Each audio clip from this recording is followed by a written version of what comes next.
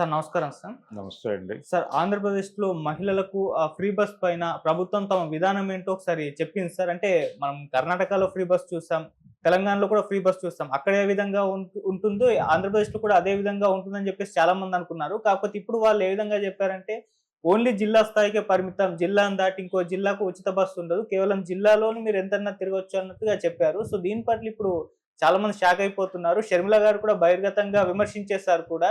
ఇది అమరావతి వరకు మండల స్థాయిలో పెడతారేమో అని కూడా సెటైర్‌లేస్తున్నారు. మరి ఫ్రీ బస్ పైన ఇటువంటి నిర్ణయం మీ ఒపీనియన్ ఏంటి సార్ దీనిపైన? అంటే జనరల్‌గా చాలా వరకు పాసులు ఇలాగే నడుస్తాయి. అక్రిడేషన్స్ కూడా హ్మ్. ఇది ఏ డిస్ట్రిక్ట్‌కైతే ఇచ్చారో అక్కడ వరకు ఫ్రీ నడుస్తుంది. హ్మ్. అంటే వాళ్ళ కార్యక్షేత్రంగా నిర్ణయిస్తారు దాన్ని. ఓకే. మీ కార్యక్షేత్రం ఇది కాబట్టి ఇక్కడ ఫ్రీ.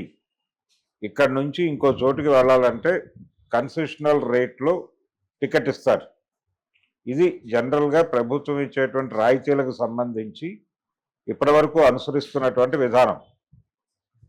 అది జర్నలిస్టులకు ఇచ్చేటువంటి అక్రిడేషన్స్‌కి ఇదే వర్తిస్తుంది. వాళ్ళు ఏ ప్రాంతంలో అయితే ఇచ్చారో అక్కడ వరకే ఫ్రీ. మిగిలిన ప్రాంతాలకు వెళ్ళడానికి కన్సెషన్ రేట్‌లో టికెట్ ఇస్తారు. ఒకవేళ అలాంటిది ఏదైనా పెడుతున్నారా? అంటే కన్సిడరేషన్‌తో కొంత తగ్గింపుతో టికెట్లు ఇస్తారా మహిళలకి? లేదు యాజ్ ఇట్ ఈస్‌గా టికెట్ కొనుక్కోవడమేనా పక్క జిల్లాకెళ్తే?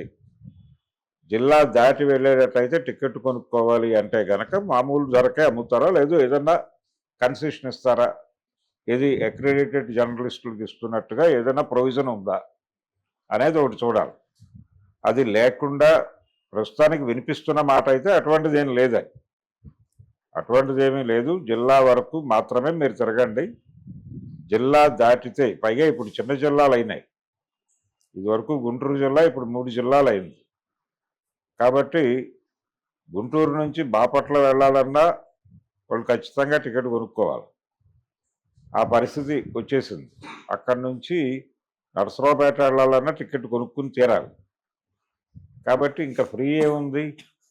మేజర్‌గా తిరిగేది అంటే ఒక ఏరియా నుంచి ఇంకొక ఏరియా అంటే జిల్లా మారే పరిస్థితి ఉంది.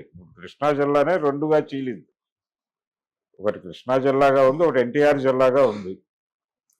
ఇప్పుడు కృష్ణా జిల్లాలో ఉన్నటువంటి ఒక గ్రామంలో బయలుదేరి అక్కడి నుంచి విజయవాడ రావాలంటే జిల్లా మారినట్టే.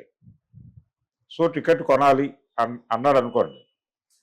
మీరు విజయవాడ వెళ్ళాలంటే టికెట్ కొనాలండి. కంకిపాడు వరకు అయితే కంకిపాడులో దిగిపోతాను, అక్కడి నుంచి నడిచి వెళ్తానంటే ఉచిత బస్సు. అంటే ఏమిటి పరిస్థితి ప్రయాణికులది? అందుకని మీరు ఎన్నికల్లో ఈ రకమైనటువంటి నిబంధనలతో కూడినటువంటి ఉచితం ఇస్తామని చెప్పలా. చంద్రబాబు నాయుడు గారికి ఇది అలవాటే, ఈ ధోరణి. మద్యపాన నిషేధం, సంపూర్ణ మద్యపాన నిషేధం అని చెప్పి వారి పార్టీ వ్యవస్థాపక అధ్యక్షుడు ఎన్నికల్లో ప్రకటించి దాన్ని అదే ఫైల్ మీద మొదటి సంతకం పెడతాను అన్నప్పుడు వద్దని చెప్పిన వాళ్ళలో చంద్రబాబు నాయుడు గారు కూడా ప్రముఖుడు. వద్దు, దశల వారీగా అమలు చేద్దాం అని చెప్తే లేదు మనం ఎన్నికల్లో హామీ ఇచ్చాం కాబట్టి చేసేద్దామని సంతకం పెట్టాడు ఆయన. ఆ తర్వాత ఆయనకి వెన్నుపోటు పొడిచిన తర్వాత వీరు చేసిన పని అదే. ఇమ్మీడియట్గా మద్యపాన నిషేధం అనేటువంటి దాన్ని రద్దు చేసి తగ్గిస్తాం, షాపులు తగ్గిస్తాం, పరిమితమైనటువంటి షాపుల్లో అమ్ముతాం, ధరలు పెంచుతాం, ఇలాంటివన్నీ తీసుకొచ్చి తిరిగి మద్యాన్ని తీసుకొచ్చాడు ఆయన. ఇప్పుడు కూడా అదే చేస్తున్నాడు ఆయన. ఎప్పుడూ కూడా ఎన్నికలలో ఇచ్చినటువంటి హామీని ఇచ్చినట్టుగా నిలబెట్టుకున్నటువంటి చరిత్ర లేదు ఆయనకి. ఇప్పుడు కూడా అదే చేస్తున్నాడు. అందులో భాగమే ఈ ఉచిత బస్సు గొడవ.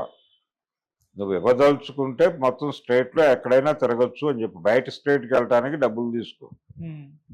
అంతే తప్ప జిల్లాలో బయటకు వెళ్ళాలంటే ఇందాక నేను చెప్పినట్టుగా ఎక్కడో బయలుదేరి అంటే ఆ పక్కనే ఒక ఊరు దాటితే జిల్లా మారిపోతున్న పరిస్థితి ఉన్నప్పుడు ఎలా వెళ్తారు ఎవరైనా? అందుకని ఇది విచిత్రమైనటువంటి నిర్ణయం. జిల్లా దాటితే టికెట్ కొనాలనే నిబంధన వలన ప్రయోజనం లేదు. ఏమాత్రము ఉపయోగపడినటువంటి ఉచిత బస్సు పథకం. అందుకని ప్రజలకి ఎందుకు వచ్చిన గొడవ ఇది, మాకేం అక్కర్లేదు మహాప్రభు అని ఆల్రెడీ నిరసన తెలియజేస్తున్నారు.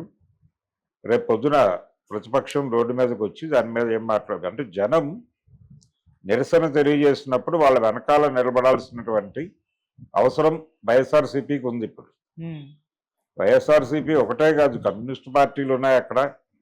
వీళ్ళు ఈ విషయం మీద కొంచెం ప్రభుత్వాన్ని బలంగా రోడ్డు మీదకి వచ్చి నిలదీస్తే ఏవైనా సమాధానం చెప్తారేమో చూడాలి.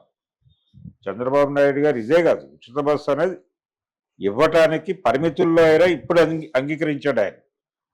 మిగిలిన సూపర్ 6 ఉంది కదా, ఇంకా వాటి అమలు పరిస్థితి ఏంటి? వాటి గురించి ఇప్పటివరకు ప్రస్తావనే లేదు. గెలిచిన మరుక్షణం అమలు జరుగుతాయని చెప్పారు. గెలిచి ఎన్ని నెలలు అయింది? 9 నెలలు దాటుతోంది. సంవత్సరం అయిపోతుంది, ఇంకో నెల 2 నెలలు గడిస్తే. అందుకని చంద్రబాబు నాయుడు గారి మోస పురాణంలో ఇదొక పురాణంగా ఇమిడిపోతుంది అంతే. ఇప్పటి వరకు అయితే వైఎస్ఆర్సీపీ పెద్ద స్పందించలేదు, కానీ ఓన్లీ కాంగ్రెస్ షర్మిల గారే మాత్రమే స్పందిస్తున్నారు. మరి వీళ్ళు ఎందుకు ఇంత మౌనం పాటిస్తున్నారు దీని విషయంలో? అంటే ఒకవేళ కూటమి ప్రభుత్వం కదా, బీజేపీ ఇన్వాల్వ్ అయిందని మాట్లాడలేదేమో, కానీ ఈ పాటికి గొంతు తెరవాలి. గొంతు తెరవాలి, రోడ్డు మీదకి రావాలి. జనం మాట్లాడుతున్నారు ఆల్రెడీ. జనం క్రిటిసైజ్ చేస్తున్నప్పుడు జనం పక్షాన నిలబడి పోరాటం చేయటం ద్వారా మాత్రమే వీళ్ళు తిరిగి అధికారంలోకి రావడానికి అవకాశం ఉంటుంది. అలా కాకుండా మనకు కుదిరినప్పుడు మనం మాట్లాడదాం, మనకు కుదిరినప్పుడు ఉద్యమాలు చేద్దాం అంటే అది నడిచే వ్యవహారం కాదు. కానీ జగన్మోహన్ రెడ్డి కూడా కొంచెం పద్ధతులు మార్చుకోవాలి. పద్ధతులు మార్చుకొని ఆయన కంపెనీల వ్యవహారంలో ఎంత చిత్తశుద్ధితో వ్యవహరిస్తున్నాడు, ఆయన ఆస్తుల పరిరక్షణ కోసం